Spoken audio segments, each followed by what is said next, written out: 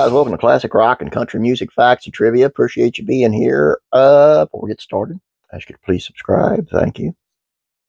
Today's video is by request on Simon and Garfunkle. I'm going to give you 10 things you might not know about them. Take a look. Simon and Garfunkel met in school when they both appeared in the school play adaptation of the production of Alice in Wonderland. Paul and Art grew up in the predominantly Jewish neighborhood of Forest Hills in Queens, New York. Their friendship started in '53 when they were in the 6th grade. Both of them participated in the school play adaptation of Alice in Wonderland. Paul Simon played the White Rabbit. Art Garfunkel played the Cheshire Cat. Simon and Garfunkel named their duo Tom and Jerry at first. They played at a high school discotheques and decided to name their duo after the famous cartoon about the cat and the mouse. They released their first single called Hey Schoolgirl in 1957. The song made it to 49 on the charts, which was quite a success for the 16-year-olds. Mrs. Robinson was originally Mrs. Roosevelt. The work part of one of their most well-known songs. They started out as Mrs. Roosevelt, with lyrics suggesting that the song could have been written about Eleanor. Once the song was included in the Graduate movie soundtrack, they changed the name to Mrs. Robinson to fit the main female character of the same name. Bob Dylan turned down Paul Simon's proposal to record a song together. When working on material for the latest album, So Beautiful or So What, Simon reached out to Bob Dylan's to record a duet. Even though they toured together in '99, Simon's proposal went unanswered for reasons that are unknown to this day. The Boxer song took Simon and Garfunkel over 100 hours to record. Parts of the song was recorded at Columbia Recording Studios in both Nashville and New York City. The chorus vocals were recorded at St. Paul's Chapel at Columbia University in New York. The church had a tiled dome that provided great acoustics.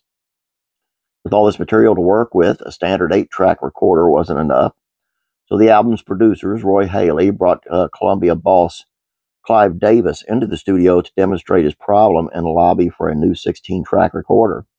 Davis agreed and brought the new machine. There are no rhymes in the entire America song. The entire song is prose. Jerry Beckley, a founding member of the band America, explains 2 song facts. There was not one line that rhymes, and I will tell some of the best songwriters you ever met the particular element, and you can see them stop and go through it in their head. We're oblivious to that being an ingredient because we're so involved in the story. You're not sitting there going, that didn't rhyme. Wait a second. It's not an issue. Paul Simon gave Bernie Sanders permission to use America in a campaign ad. Sanders campaigned for the Democratic nomination against Hillary Clinton in 2016. Producer Tom Wilson overdubbed the original acoustic version of The Sound of Silence without the duo's knowledge.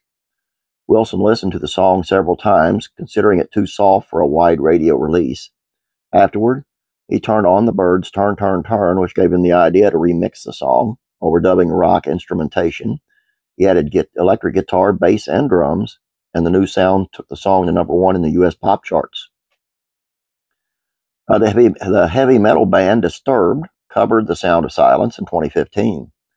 Their cover hit #1 on the Billboard Hard Rock, Digital Songs, and Mainstream Rock charts, and is their highest charting song on the Hot 100, peaking at number 42.